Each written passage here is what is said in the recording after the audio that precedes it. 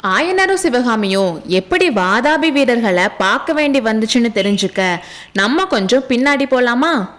காஞ்சி நகரோட வடக்கு கோட்டை வாசல்ல இருந்து கிளம்பின புலிகேசியோட மனசு எப்படி இருந்துச்சுன்னு நமக்கு கொஞ்சம் தெரியும்.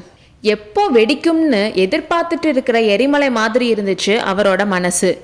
காஞ்சி நகரோட மண்டபங்களும் அங்க இருந்த மக்களோட செல்வமும் காஞ்சி அரண்மனையோட ஐஸ்வர்யமும் புலிகேசிக்கு பொறாம தீய உண்டு பண்ணுச்சு. அந்த தீய வளர்க்குற காத்தா கடைசியா நடந்த சிவகாமியோட நடனம் இருந்துச்சு. நடனம் முடிஞ்சதும் மகேந்திர பல்லவர் கலை பெருமிதத்தோட சொன்ன வார்த்தைகள் கலையறிவு இல்லாத புலிகேசியோட மனசுல விரோதத்தை உண்டு பண்ணுச்சு. இதை எல்லாத்தையும் விட புலிகேசியோட மனசுல கோபம் கொந்தளிக்க காரணமா இருந்த விஷயம் மகேந்திர பல்லவர் தன்னை வழி முழுக்க ஏமாத்திட்டு வந்திருக்காருன்னு தெரிஞ்சனாலதான். வடபெண்ணை கரையில தனி ஆளா வந்து ஒரு பொய் ஓலையை கொடுத்து ஏமாத்திட்டு போயிட்டாரே, அதுக்கப்புறமும் எவ்வளோ ஏமாற்றம், எவ்வளோ தந்திரங்கள். உண்மையிலேயே இப்போ இந்த காஞ்சி என்னோட காலடியில இருந்திருக்கணும். ஐஸ்வர்ய கர்வமும் கலை கர்வமும் இருக்க இந்த காஞ்சி மக்கள் ஏன் முன்னாடி உயிர் பிச்சை கேட்டு நடுநடுங்கிட்டு இருக்கணும். இந்த மகேந்திர பல்லவனோட மணிமுடிய நம்ம காலால உதைச்சு தள்ளி இருக்கணும். 1.5 வருஷத்துக்கு முன்னாடி வடபெண்ணையில நிக்காம இங்க வந்திருந்தா இதெல்லாம் நடந்திருக்கும். இப்போ காஞ்சிலையும் உறையூர்லையும் ஏன் மதுரையிலையும் கூட வராக கொடி பறந்துட்டு இருக்கும். இதெல்லாம் நடக்காம போனதுக்கு காரணம் யாரு? மகேந்திர பல்லவன் தான்.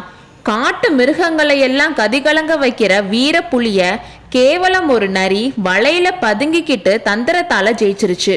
இதை நினைக்க நினைக்க வாதாபி சக்கரவர்த்திக்கு இன்னும் கோபம் அதிகமாச்சு. அவரோட முகத்தை பார்த்தவங்க என்ன விபரீதம் நடக்க போகுதோன்னு பயந்தாங்க. காஞ்சியில இருந்து கிளம்புனதுல இருந்து வடக்குல 16 கிலோமீட்டர்ல இருந்த வாதாபி படை இருந்த இடத்துக்கு போய் சேர்ற வரைக்கும் புலிகேசி ஒரு வார்த்தை கூட பேசல. இந்த அமைதி அவர் கூட போனவங்களுக்கு எல்லாம் பீதிய உண்டாக்குச்சு. சக்கரவர்த்தி கூடாரத்துக்கு போய் சேர்ந்ததும் எரிமலை நெருப்ப கக்க ஆரம்பிச்சிச்சு. வாதாபி படை தலைவர்களும் ஒற்றர் படை தலைவர்களும் புலிகேசியோட கோபாக்னியில எரிஞ்சு பொசுங்கினாங்க.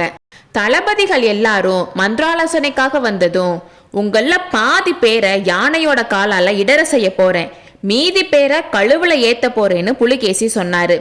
அதை கேட்டு எல்லாரும் அமைதியா இருந்தாங்க. ஏன் சும்மா இருக்கீங்க, எல்லாருக்கும் வாயடைச்சு போயிருச்சான்னு கேட்டாரு. இந்த படையெடுப்புல தோல்வி அடைஞ்சதுக்கு அவங்க தான் காரணம்னு திட்டுனாரு.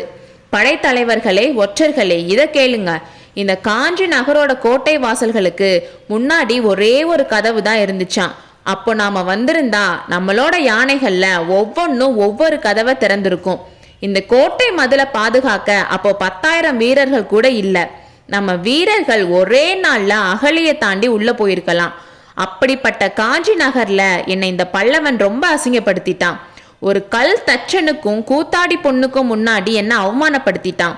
எனக்கு கலை தெரியாதாம், ரசிக்கிற தன்மை இல்லையாம், என்ன அகம்பாவம் அவனுக்குன்னு சொல்லி தரையில காலால உதைச்சாரு. மகேந்திர பல்லவன் இந்த காஞ்சி கோட்டைய பழுது பார்த்து சரி பண்ணிட்டு இருந்தப்போ நீங்க எல்லாம் வடபெண்ணை கரையில படுத்து தூங்கிட்டு இருந்தீங்கன்னு சொல்லி நக்கலா சிரிச்சாரு.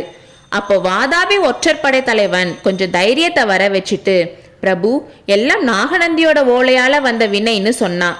உடனே புலிகேசி கோபம் தெரிக்க, முட்டாளே, உன்னோட முட்டாள்தனத்துக்கு நாகநந்தி மேல பழி போட பாக்குறியா? நாகநந்தி ஒரு நாளும் தப்பா யோசனை சொல்லியிருக்க மாட்டாரு.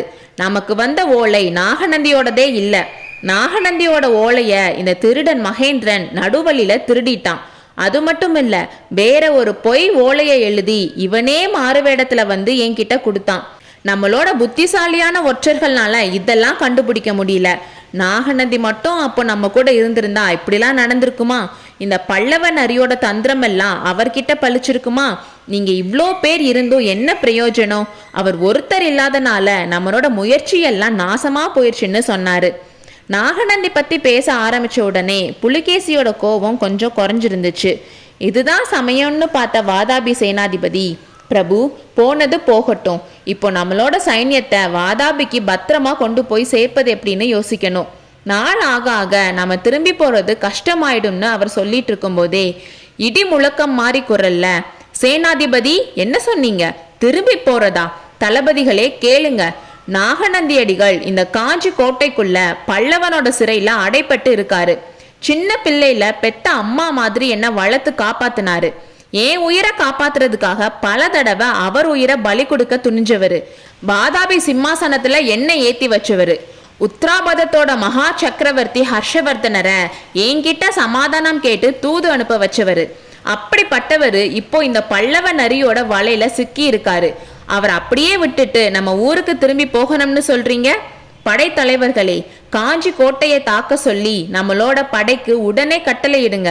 காஞ்சியை பிடிச்சு மகேந்திர பல்லவனோட மாளிகையை எரிச்சு மகேந்திரனோட தலையில மொட்டை அடிச்சு நம்ம தேர் காலில் கட்டி வாதாபிக்கு கூட்டிட்டு போவோம். நாகநந்தி அடிகளை விடுதலை செஞ்சு நம்ம பட்டத்து யானை மேல வச்சு கூட்டிட்டு போவோம். உடனே கிளம்புங்கன்னு சொன்னாரு. எல்லாரும் அமைதியா இருந்தாங்க. ஏன் இந்த அமைதி? ஏன் பேசாம இருக்கீங்க? பல்லவ நாட்டு கற்சிலைகளை பார்த்து நீங்களும் கற்சிலை ஆயிட்டீங்களான்னு கேட்டாரு. அதனால ஒவ்வொருத்தரும் அவங்க மனசுல இருந்ததை சொல்ல ஆரம்பிச்சாங்க. யானைப்படை தலைவர், யானைகள் எல்லாம் சாப்பாடு இல்லாம மெலிஞ்சு போயிடுச்சுன்னும் அதோட வெறி அதிகமாயிட்டு இருக்குன்னும், கொஞ்ச நாள் போனா யானைகளுக்கு வெறி அதிகமாகி நம்ம வீரர்களையே அழிக்க ஆரம்பிச்சிரும்னு சொன்னாரு. காலாட்படை தலைவர், வீரர்கள் ஏற்கனவே ரொம்ப டயர்ட் ஆயிட்டாங்கன்னும் ஊருக்கு திரும்பி போக துடிச்சிட்டு இருக்காங்கன்னும் அதனால கோட்டையை மறுபடியும் தாக்குறது கஷ்டம்னு சொன்னாரு. பண்டகசாலை தலைவர், இன்னும் கொஞ்ச நாள்ல பட்டினிலேயே எல்லாரும் செத்து போயிடுவாங்கன்னு சொன்னாரு. ஆயுதசாலை தளபதி, கொண்டு வந்த ஆயுதங்கள் எல்லாம் முன் தாக்குதல்லையே பழுதாயிருச்சு, இனி தாக்குறதுக்கு ஆயுதங்கள் இல்லைன்னு சொன்னாரு. இதெல்லாம் கேட்க கேட்க புலிகேசிக்கு ஆத்திரம் அதிகமாச்சு. எல்லாரும் முடியாதுன்னு சொல்றப்போ கோட்டையை தாக்கித்தான் ஆகணும்னு சொல்ல புலிகேசிக்கு தைரியம் வரல.